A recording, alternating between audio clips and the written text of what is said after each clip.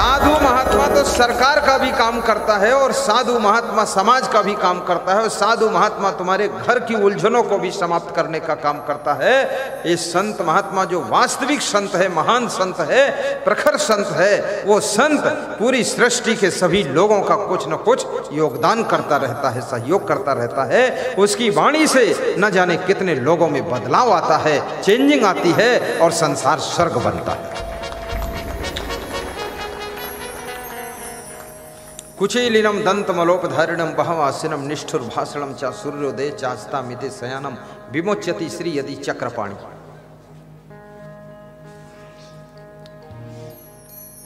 चाणक्य से किसी ने पूछा है, लक्ष्मी किसको छोड़कर चली जाती है, कौन लोग गरीब दरिद्र हो जाते हैं?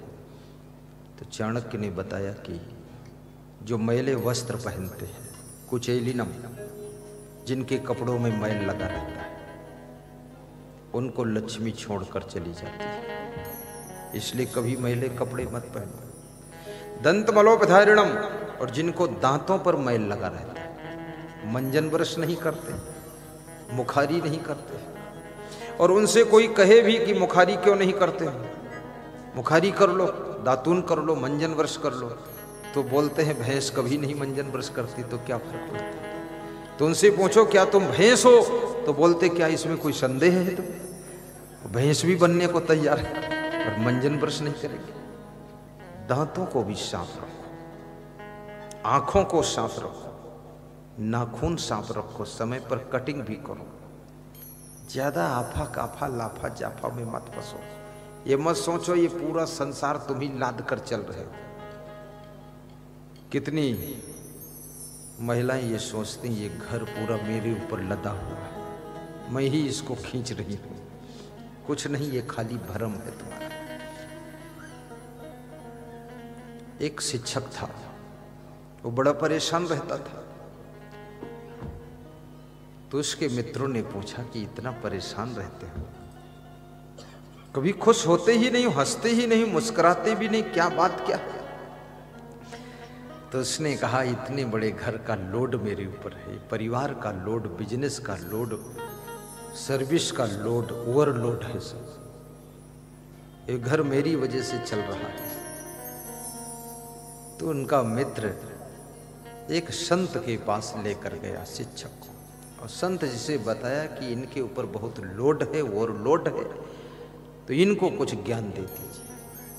तो संत जी ने कहा ज्ञान देने और ज्ञान लेने में थोड़ा टाइम लगेगा।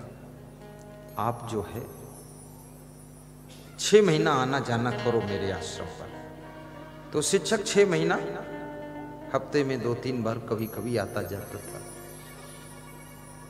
6 महीने बाद उस आश्रम के गुरु ने कहा कि एक काम करो,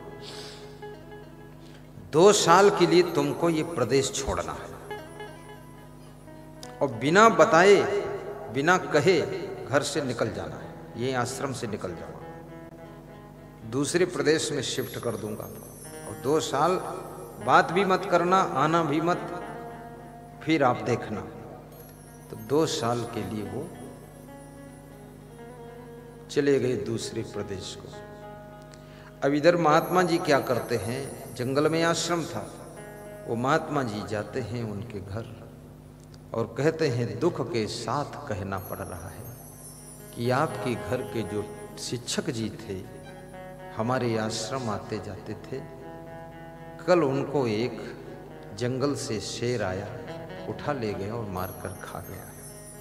पता नहीं कहाँ लाश ले गया उनकी। घर के लोग रोने धोने लगे, क्योंकि उस शिक्षक की नौकरी से ही सबका खर्चा चलता था।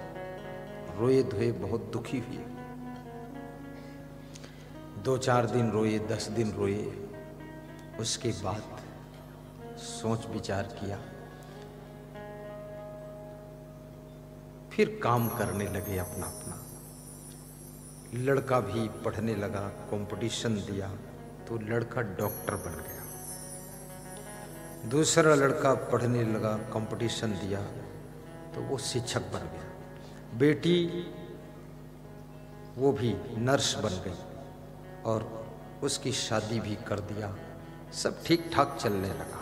पिताजी की याद भूल गई और सब पहले से ज़्यादा अच्छा हो गया। मकान भी सुधार लिया, कार भी ले आए। महात्मा जी 2 साल के बाद उस व्यक्ति को बुला कर लाए और घर में अचानक लाए। कहा, अब देख लो यहाँ सब ठीक ठाक चल रहा कि नहीं? बोले ठीक ठाक चल रहा है। घर के लोग अचानक देखे तो बोले, महात्मा जी आपने तो बताया था शेर खा गया, ये कहाँ से जिंदा हो गया? बोले इसको कोई नहीं खाया था, इसको तो चिंता खाए जा रही थी, टेंशन खाए जा रही थी। उससे बचाने के लिए मैंने योजना बनाई थी। 2 साल इसको गायब कर दिया था और अब लेकर आया हूँ, इसको दिखा रहा हूँ कि तेरे 2 साल यहाँ ना आने पर, ना रहने पर भी यहाँ की व्यवस्था उससे अच्छी हुई कि नहीं हुई। इसलिए इतना तुम टेंशन क्यों लेते हो? दुनिया में कितने लोग जन्मे, कितने लोग बड़े हुए, कितने लोग खड़े हुए और कितने लोग क्या क्या काम किए, मर गए, चले गए। लेकिन दुनिया सबके मर जाने के बाद भी ज्यों की त्यों चल रही है कि नहीं चल रही है? तुम्हारे बाप से अच्छा तुमने मकान बनाया है, तुमसे अच्छा तुम्हारे बेटे मकान बनाने वाले हैं। इतनी टेंशन क्यों लेते हो?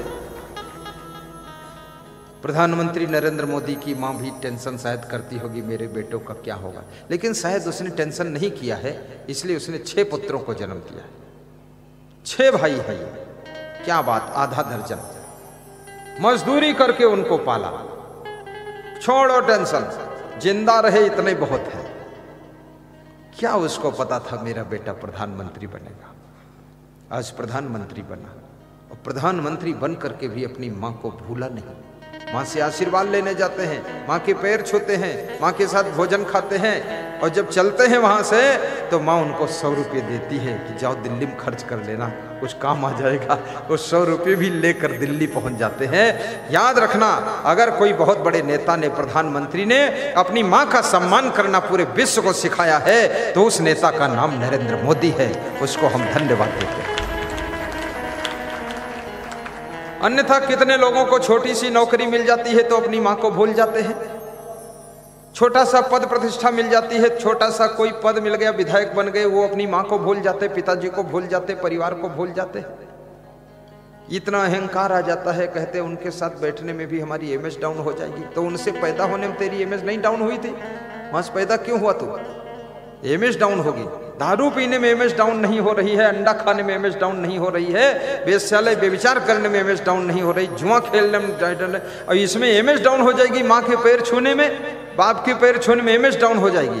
स्वार्थ हो तो दुनिया भर में पैर छूओगे जा करके और इसमें पैर छू लोगे माँ के तो इमेज डाउन हो जाएगी। क्या लोगों की सोच है। रायबरेली में मैं एक गांव में सत्संग करने गया तो एक लड़का मेरी सेवा में ड्यूटी में था, तो बड़ा दुखी दिख रहा था। तो मैंने कहा दुखी क्यों हो? बोले मेरे चाचा कलेक्टर हैं। तो हमने कहा तो खुश होना चाहिए। बोले आप मेरे मकान में आए रहे। तो हमने कहा क्या मेरे रहने से दुख हो तो मैं निकल जाऊं दूसरे मकान में रह लूं? बोले नहीं नहीं, आपके रहने से खुशी, दुख इस बात का है मेरा चाचा कलेक्टर है, हम लोगों के पास वो आते भी नहीं है, मिलते भी नहीं है। तो हमने कहा तो तुम चले जाया करो उनके यहाँ। बोले हम जाते हैं तो वहाँ बोलते ही नहीं, तो अब जाना भी बंद कर दिए हैं। तो हमने कहा कुछ मदद करते हैं। बोले मदद? पूरा दुखी कर दिया मेरे चाचा ने, कलेक्टर है। अगर गांव आ जाते गुरुदेव, कुछ ना देते तो भी हमारा सम्मान बढ़ जाता, लेकिन उलट के हम लोगों से नाराज रहते हैं।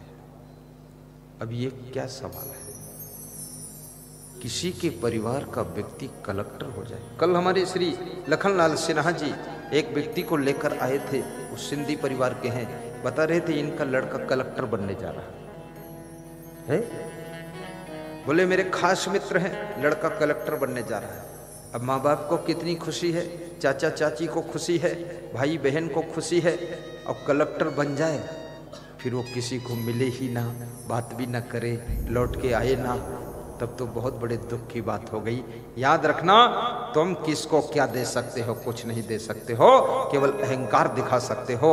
याद रखना, अगर तुम कलेक्टर हो, बैरिस्टर हो और कुछ भी हो, प्रधानमंत्री हो, लेकिन जब अपनी फैमिली के साथ में संप्रीतश्च संभोजनम समकथनम, प्रेम से बैठकर कथन चर्चा करते हो और प्रेम से बैठकर उनसे प्रेम की बातें करते हो और प्रेम से उनके साथ बैठकर भोजन करते हो, इसी से उनका दिल भर जाता है और मन खुशी हो जाता है।